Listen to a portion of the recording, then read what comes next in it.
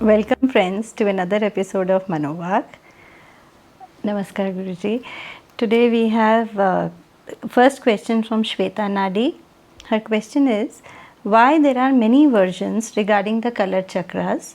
Could you please explain the difference between prana and consciousness? Oh, okay. So I'll take them separately. Okay. They're separate questions. uh, yeah, I know. Colors are associated with all the chakras. There's the 7 colors of the rainbow. Now, why they are colors and why there's sometimes confusion on the colors? The reason is that chakras are energy. Okay, they are in our astral body. Now, in the astral world, in astral matter, colors do exist. They are very vibrant colors that exist in the spirit world, in the astral world. And there are certain colors which we haven't seen on the physical plane. Such colors also exist over there. And they are far more vibrant than what we see in the physical. So, yes, there are colors, and the colors always denote something or they signify something. So each color has a certain significance and a meaning, which is given in all the books. So I'm not wasting time going through that. That's fundamentally, you pick up any book on chakras, it will be there. But sometimes there is a little confusion about which color exactly is for what chakra. But by and large, they are denoted by the 7 colors of the rainbow. I mean the web cure, Right.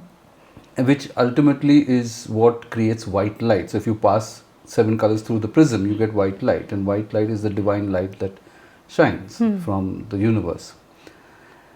So you don't really have to break your head over. I mean, the shade of the color is a little darker or softer or something, but you follow the 7 colors of the rainbow, that's good enough. But yes, they do have colors, and there are certain significance to that colors, because in the spirit world, colors are very vibrant. They're very beautiful colors over there. And this I know firsthand. Yeah. I know firsthand. And they are in that sequence also, the complete rainbow In the same sequence Yes. as the rainbow. Yes, correct. Absolutely, yes. Now, to answer your, what was the second question? So, what is the difference between prana and consciousness? Oh my God, prana and consciousness. Okay. Now, see, that's a very philosophical, technical question. But I'll tell you very briefly. Prana is life force. Basically, anything in the universe that has life, in the physical universe that has life, requires prana in some form or the other.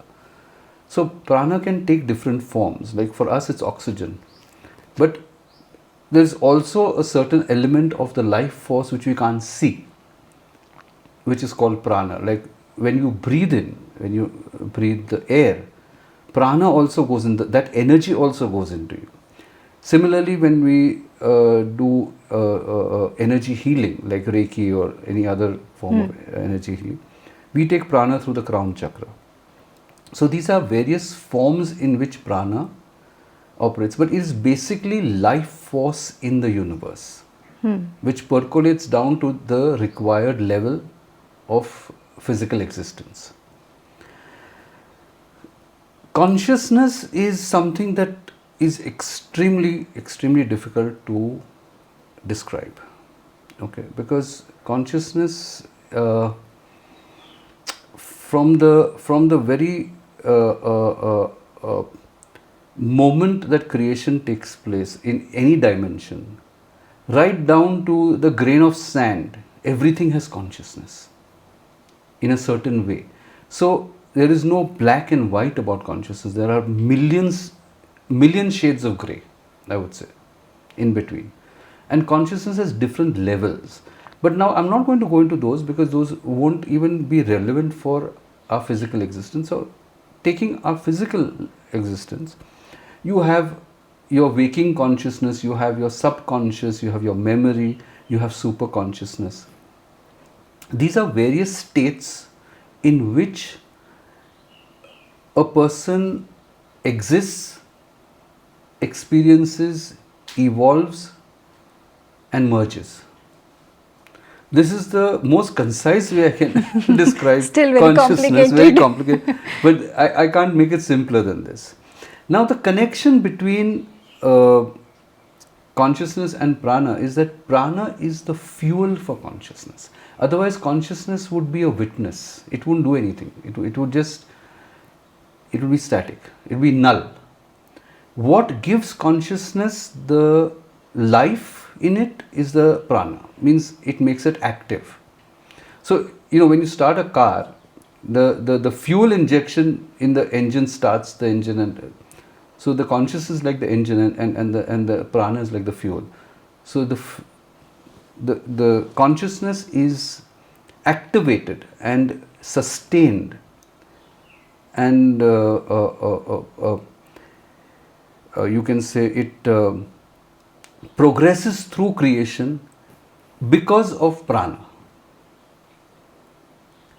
You see, so prana basically is the fuel that runs consciousness. You can say that. That is the connection. So when we die, it's actually the prana which moves out, and Prana moves out. Prana moves out, and your body is then, incapable of taking in prana again, because the whole system moves out. The whole astral body system moves out. The soul moves out. So the fuel, we've run out of the fuel. You've run out of. It means the fuel injection won't take place. There won't be scope for prana to work or to function. That is all. Yes, the prana stops. That's as concisely as I can explain prana and consciousness, because otherwise it becomes too long and technical.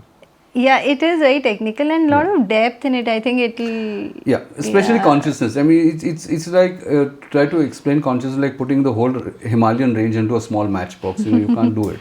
It's not possible. There's so many different stages of consciousness, so many levels of consciousness, and just the ones that we physically experience in the physical world, they are so complex. So forget the ones in the other dimensions. I mean, those are mind-boggling.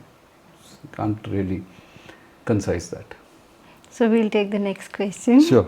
This is from Jaya Verma. Okay. She wants to know from you that does the soul take rebirth in the same family or is born in a different family based on his good karma?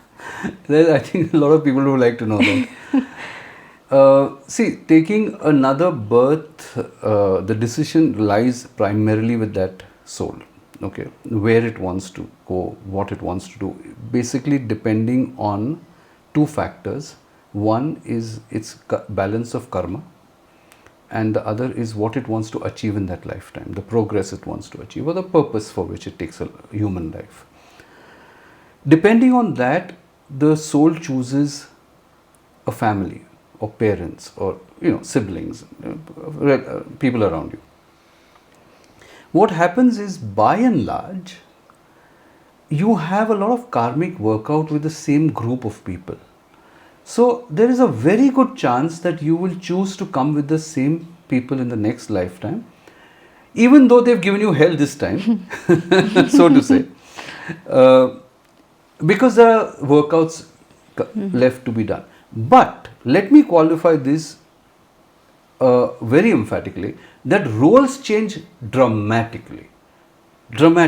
So your father may become your brother next time, your mother may become your wife, your husband might become your child, your wife could become your sister. They keep changing. I mean, that doesn't remain static. The same group or some members of the group of family that you have now, you may come back with that, but the roles change dramatically according to your destiny and their destiny. So the matrix of those destinies is extremely complex and cannot be understood at the human level, human intelligent level. It has to be worked that is why the contracts are made in spirit world, not in the human world, because that matrix is too complex for anyone to figure out. But yes, you could come with the same, but the choice is still yours. Ultimate choice is yours. So if you make a very strong intention to come with the same group of family, you might. I mean, depending on your future lifetimes, mainly your karmic. So attachment plays a role here? It could, but the moment you die, your attachment goes for a toss. You're only attached because you're in the physical body. After that, you know the role, it's a role, and then your attachment doesn't remain. Then it doesn't really matter. It doesn't really matter. In the spirit world, when you're writing the contract, your attachment doesn't matter because Yeah. you don't think like a human. You Right. think like spirit. That's the difference. Next question is from Nozer Damania. Yeah. Do we have names for each soul on the astral plane? Yes, there are names. Sometimes a soul may continue with a human name also. It chooses its name, or sometimes it's given. Either way. But yes, there are names, and in your physical incarnations, you obviously get different names in each incarnation. That's obvious. But there you have a kind of a permanent name, if you so choose to keep. So yes, there is a certain identification of a soul, because otherwise the names will remain the same. Though what happens is most souls are known till they take the next birth. They are also known by the earthly name. You know. So now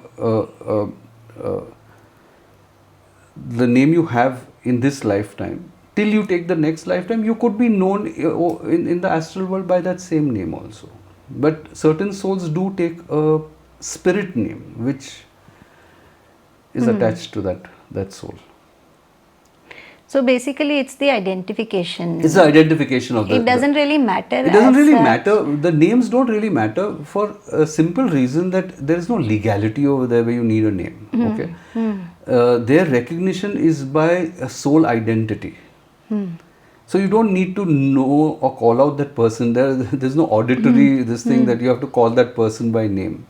So the basis of recognizing each other is so different that a name really doesn't carry so much of significance.